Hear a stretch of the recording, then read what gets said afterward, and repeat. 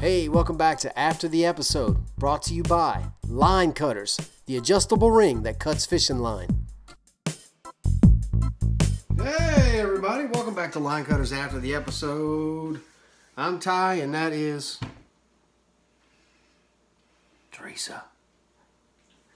Alright, we're gonna talk to y'all today a little bit about this B2B episode we just did with Areef and Kirk from Anetik.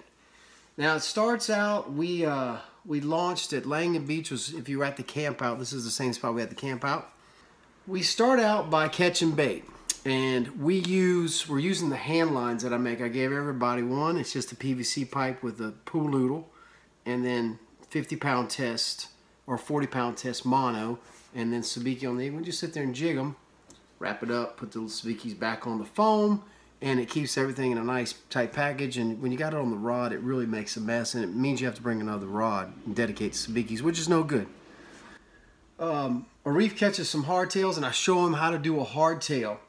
And I'm gonna have to do another episode completely dedicated to this, but I want to show y'all how I tie this Berkeley's 7-strand uncoated wire. It's 27-pound test, and you can tie it like mono almost. I use a figure 8 knot, and I was giving them a treble hook up front, and then just enough, and then a trailer hook.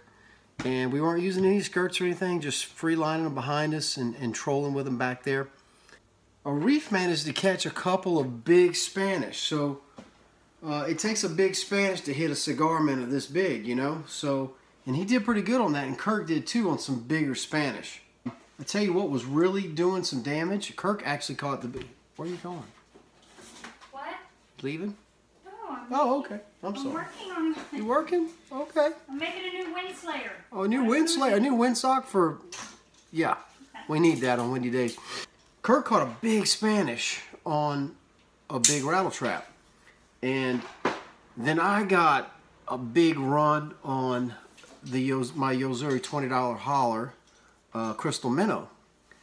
Now look, I started getting whacks on that crystal minnow pretty consistently, and they were both catching on rattle traps, and the artificial bite was just hot today, and that's unusual. Usually it's half and half, or it's more toward the live stuff, but today for some reason the artificial was just hotter than live cigar minnows. It was crazy. So I caught the big king, which was amazing. He gave a big run, and I actually hung another one with the $20 holler right after that. Gave me another run, but he came off. Oh Lord, I'm about to sneeze. Not funny, I'm sneezing. Damn, let's sneeze.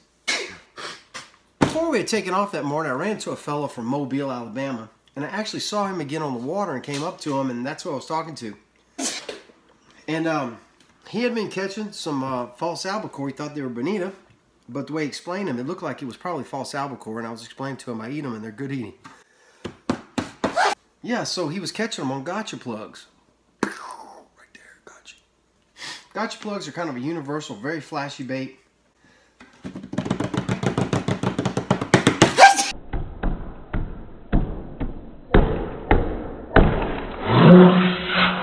Don't laugh at me. I'm sorry.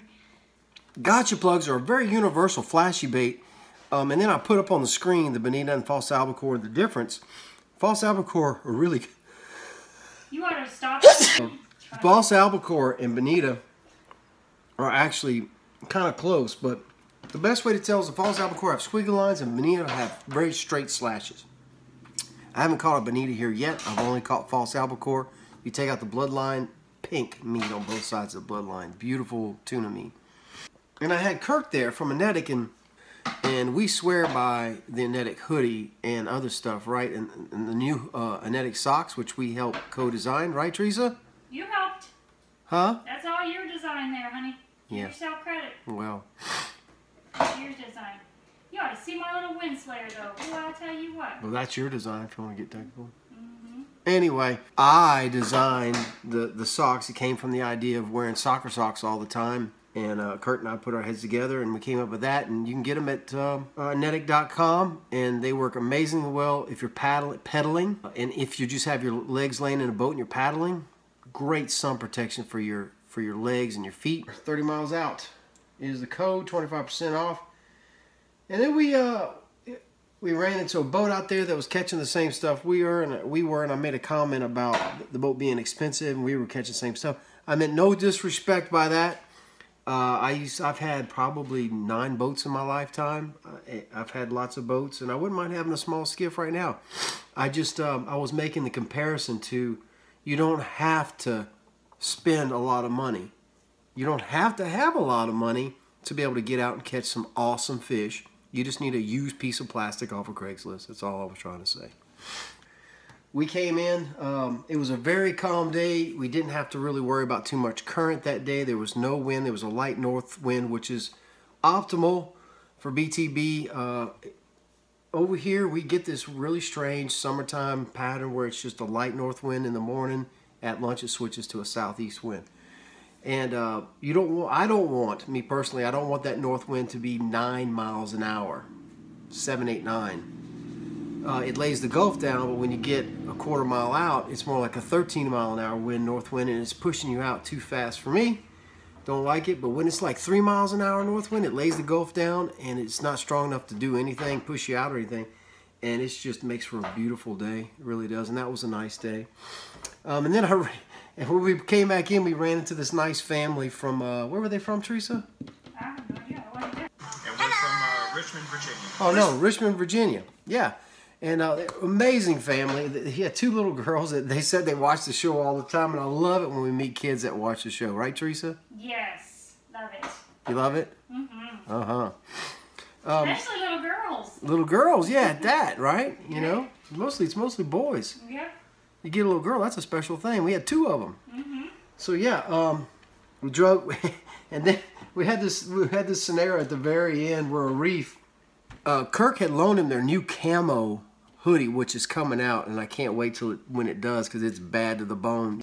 And his $800 worth of stuff was just laying in the bed. It just fell right in the bed. So good for you, Areef. I'm glad you got it back. I'm sure your wife would have killed you on that one, dude. $400 watch, $400 glasses. I don't know. Maybe I would have. I'm not sure. She'd have been mad. She wouldn't let me buy a $400 watch and $400 glasses. Now you're talking. Now you're talking. Yeah, we cheap. I squeak when I walk. Y'all remember that, right? Yeah. Well, anyway, that pretty much covers it. Yes, I will do a video on how to tie a the Berkeley 7-strand. I'm gonna do a video on that. I promise. I'm gonna do that and do a figure 8 knot. Anyway, thanks a lot for watching after the episode. This was a great day, amazing time. Bite was hot. You got anything to add to this, Teresa? No, I wasn't there, so. What are you making again? I'm fixing my wind slayer. GoPro, you know how it has the wind slayer. Mine fell apart, and so I had to redo the face of it. Okay, fixing your wind slayer. Yep. She takes koozies and covers the cameras with them, and it makes wind socks, and it works. Yes. Anyway, thanks a lot, guys. Don't forget to like and subscribe, please. We're trying to get to 50,000. We're gonna do another giveaway when we do. Catch y'all after a while on 30 Miles Out Line Cutters after the episode.